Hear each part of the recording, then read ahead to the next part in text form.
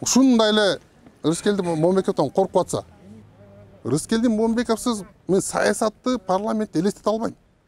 Таза шойлого бул жагы окшошпай калды туугандар. Анда каяктагы анда мынча тил, каяктагы мынча акыл. Ал эсиле окубаган болсо.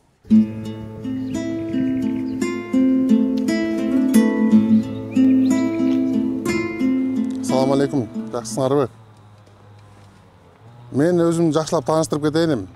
Менин атым Дамир. Фамилиям Мусакеев. Өзү Көлдүн Тоң айылынан болом, Тоң Бөкөнбаев айылы, Тоң районунан. Көлдөн бери келдим, түнү чыккам. Кече күтүрбөстөн ушундай бир кабар болду. Мен да үгүт иштери менен жүрдүм эле айылдарды аралап, Тоң районунда. Шайлоо оюн ушундай экен да, шайлоодо саясий күрөш экен. Өзүбүздүн программабызды айтып, өзүбүздүн чындыгыбызды айтып, эл аралап, анан өзүбүздүн планда бар эле, ошо Шекер айылына бүгүн келип, саат 2-де. Кененирээк ошо социал-демократтар кимдер, курамыбызда кимдер бар, эмне себептен бартабыз, кенен кесир сүйлөшөлү деп келатып, түндө ошо жаңылыкты угуп калдык. Анан шаардан да арсар болуп, Рыскелди байке жок болсо, аны шайлоодон четтетип койсок, келгени туура болобу, кандай болот деп анан кеңешип отуруп ушу келе турган болдук. Замир Турганбаев байке экөөбүз келдик түнү менен. Эми шайлоого эмнеге бартабыз да? Эми Таласка дагы келгеним себеби илгери студент кезимде Талас каякта экенин билбей эле. Талас жери каякта, Таластын эли кандай болот? Таластар өзү кимдер? Ошо Манас китепти анда-санда бир окуп калат элек, Манас адабият сабактарынан. Анан ошо шаарга келип студент болуп келип таластык балдар менен дос болуп калдым. Анан таластык балдар карасаң баары эле мындай эр жүрөк, өткүр. Эки сөзүнүн бири эле энеңди тартынбайт. Анан ички дүйнөлөрүндө кири жок, арамдыгы жок балдар экен. Анан алар менен тең туш болуп, дос болуп жүрүп, нике кайып болуп, Таластан алып калдым мен да кызды. Силер эми интернет көрбөгөндөр да бар да араңарда. Мен өзүм кенен тааныштырайын. 2019 жылга чейин, май айына чейин Алмазбек Атамбаевдин жанчакчысы болуп келгем. Служба госохрана деген бар, мамлекеттик күзөт кызматы. Ошонун жетекчилик кызматына чейин баргам. Анан 2019 жылдын 24 майында мени 5 жылга соттошкон. Кылмыштын курамы жок, мамлекетке бир тыйын зыян келтирбеп, болгон ошол Алмазбек Атамбаевди каралап, ага болгон жалган жалаан жаппагандыгым үчүн. Ар кандай түрдүү сунуштарды кылышкан. Ошо кызматта деле кала бер. Бир туугандарында эле калат, айылдаштарында эле калат. Болгону ошо бир калпты айтып кой. Андай айтсам да болбойт, мындай айтсам да болбойт, анан бардым ошо. Ошо бардыгын андан көрө барса түрмөгө эле барып келейин. Сатпай эле бардым да. 5 жылда ким бар, ким жок да. Бирок ушул Сооронбай Жээнбековдун күнү бүтүп баратканын ошондор билгенбиз. Анткени бардыгы жалган, бардыгы арам. Аманатка кыянаттык менен мамиле кылган. Мына Кудайдын буйругу болуп, эл көтөрүлдү. Туура эмес саясат жүргүзүп жатканын мына баарыңар өзүңөр көрдүңөр. Ошону менен мына көтөрүлүш чыгып, октябрда кайра чыкканбыз. Соттор бүтүп, бүгүн социал-демократтар партиясы менен бара жатам. Кудайым буйрса, эл колдосо. Эми ошо президенттин жанында жүрүп,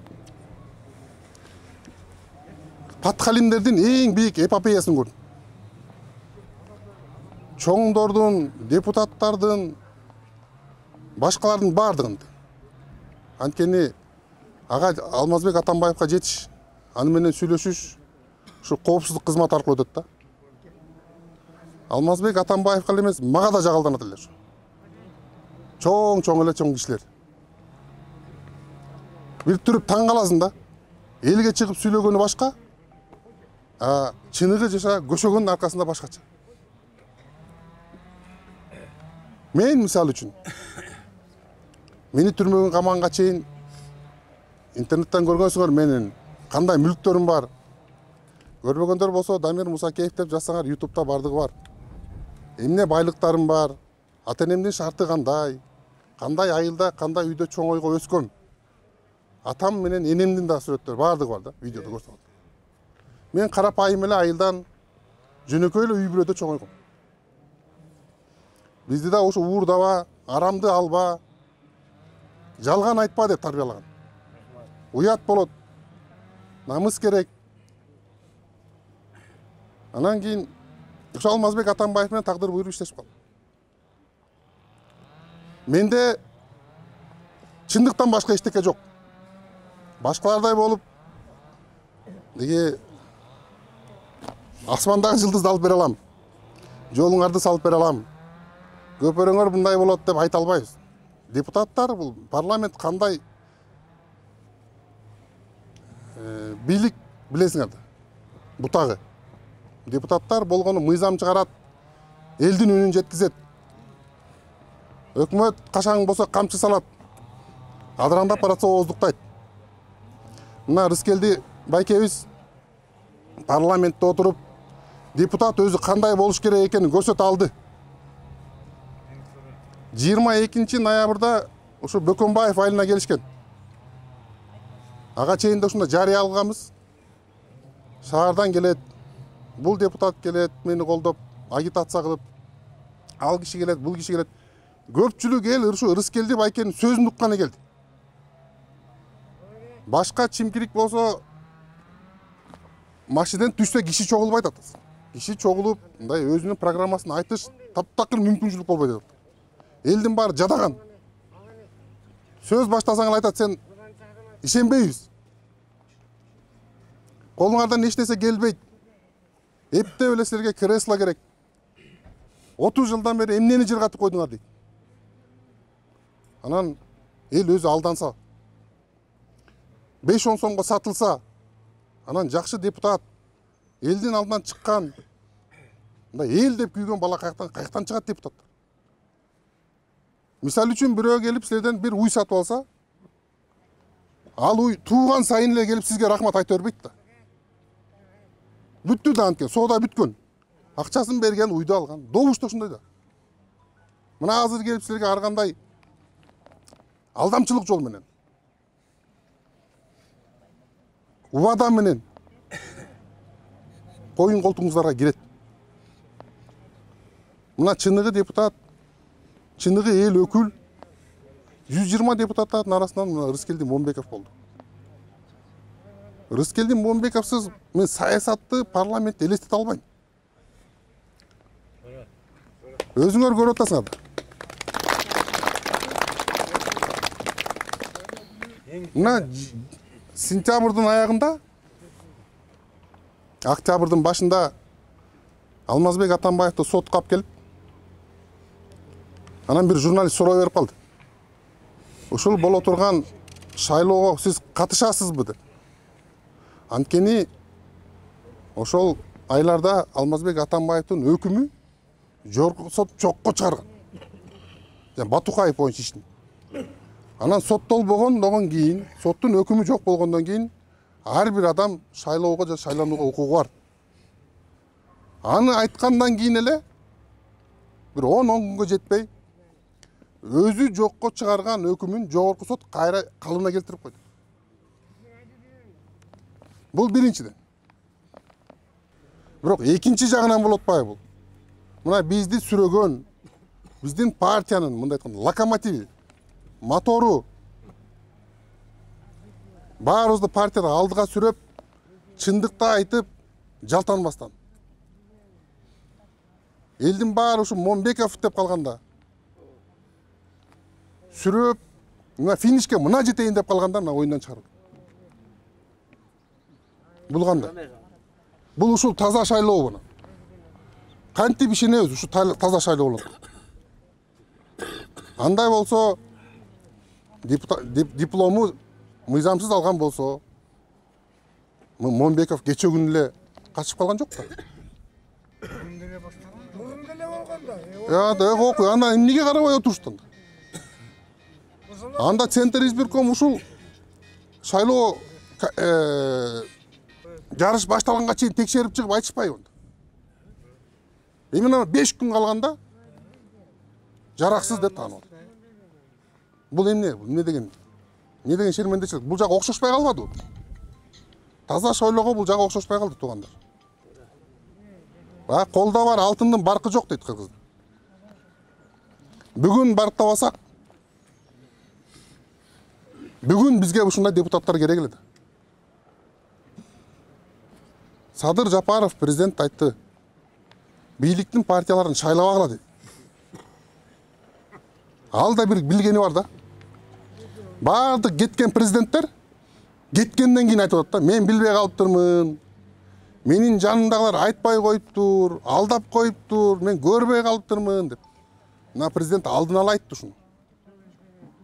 Азыркы күндө эң биринчи оппозициялык партия бул социал-демократтар.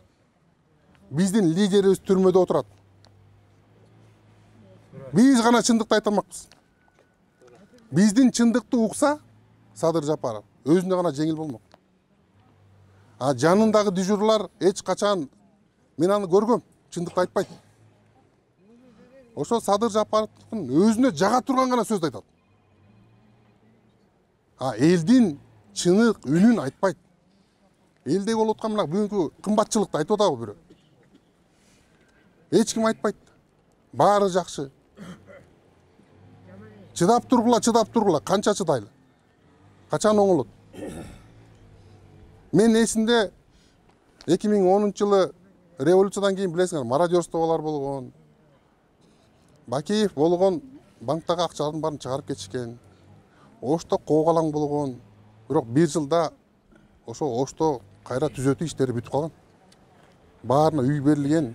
Мындай иштин жылышы көрүнгөн да. Бүгүн эмне болуп атат эми бүгүн? Бүгүн эмне болуп атат? Жалаң ошо паткалимдер, дежурлар жетип калса, биздин үнүндү ким жеткизет? Биз кайра көчөгө чыгабызбы анан? Көчөгө чыгып эле бийликти оштура беребизби? Бийлик алмашкан сайын мамлекет артка кетип атпайбы? Бийлик алмашкан сайын бизден инвесторлор чыгып кетип атпайбы? Кайсы инвестор, кайсыл акча келет анда Кыргызстанга? Качан биздин жашоо оңолот? Стабилдүүлүк болуш үчүн бийликке чындыкты айтыш керек. Чындыкты бийлик ошол өз жеринде маселени чечиш керек. Орну жашасаң өлүм ашкере келет дейт. Кандай болсо да чындыкты айтып турушубуз керек. Ошондуктан туугандар, эми бул жакта үгүт башкача үгүт болуп атат да. Мен шайлап койгула деп айткандан уялат. Мен ушул жерде эң негизгиси Ырыскелди байкебизди кайра каттоого калтырсын дейт эле. Ал кишини калтырбаса, анда силер кимге добуш бересиңер анда? Мына ушунча адам кимге добуш бересиңер? Ошон биз Эми Ырыскелди байкени мен айтып атам, көлдөн келдим деп атпаймынбы? Көлдөн ошол кишинин сөзүн угам деп эл чогулду. Бүттүк Кыргызстандын бардык жеринде. Анткени эл билип калды уже. Ким чимкирик, ким чындап эле элдин өкүлү. Ырыскелди байкенин диплому мыйзамсыз болсо, анда каяктагы анда мынча тил, каяктагы мынча акыл, ал эсли окубаган болсо. Элдер парламентке барып алып, тамга тааныбагандар отурат го. Эки сөздү кошо албагандар отурду го. Кудулдар айтты го, бизге конкурент болдуңар. Эл концертке келбей калды. Парламентти көрүп эле күлүп отурат. Бирок чындыкты айткан ошо Ырыскелди байке болду эле. Эл үчүн чындап күйгөн ошо киши болду эле го. Ошондуктан баарыбыз бир муштунда болуп турсак, элдин үнүн жеткизсек бийликке. Эми ушундай эле Ырыскелди Момбековдон коркуп атса, ал киши барып жетсе, наоборот жардам берет эле, чындыкты айтып. Ал киши барып анын тактысын талашпайт эле. болгону парламенттен бар элдин үнүн айтат эле. Эмне мынча коркушат? Чындык баары бир жетет. Эл көчөгө чыгып кеткенче андан көрө ошодон бир киши парламентте айтып турган жакшы эмеспи? Мына ошол кишиден дагы мамлекеттин тынччылыгы көз каранды болот атпайбы? Антип айткан жок болот атпайбы парламентте? Антип биринен бири талашып айтса анда бирөө барбай калса мейли дейт элек го. Аякта ошо бирөө да жок болот атпайбы эми азыр? Кимдер бар да өзүңөр көрүп атасыңар да. Бардыгын коркутуп алган, үркүтүп алган. Бирөө да чындыкты айтпайт. Ошол Рыскелди Байкенин кайра каттоосун талап кылалы. Ошол кишини каттатып, анан ошол шайлоо күнү чын жүрөктөн эч кимге алданбай, сатылбай, мен барбай койсом эмне болмок эле, менсиз деле чечип коет дебей, баарыңар активдүү келип берсеңер шайлоого. Рахмат. Рахмат.